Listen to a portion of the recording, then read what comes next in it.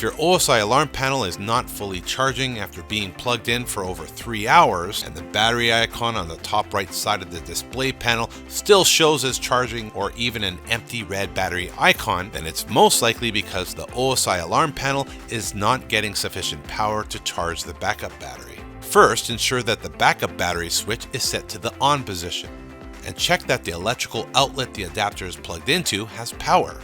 Also ensure that the USB mini cable is properly seated into the USB mini port on the back of the alarm panel. If the OSI alarm panel still has charging issues, then check that the power supply adapter specifications says 5V 2A and not 5V 1A. The power specifications are printed directly on the adapter. If the power adapter does in fact say 5V 1A, then this is most likely the cause of the issue, because a 5V 1A power adapter won't be able to supply sufficient power to the alarm panel. So, to do a test, try replacing the OSI power adapter with your smartphone adapter. Smartphone adapters are typically 5V 2A, the same specs required for your OSI 4G alarm display.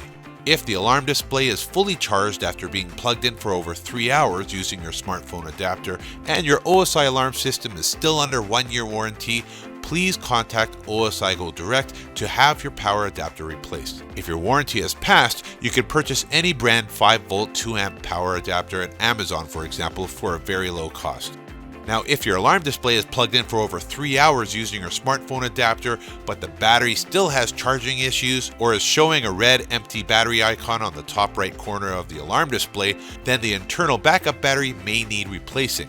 If your product is no longer under 1-year warranty, you can purchase a 3.7V lithium polymer battery model 523450 from Amazon for as low as $19. If it's still under 1-year warranty, please contact OSI Go Direct.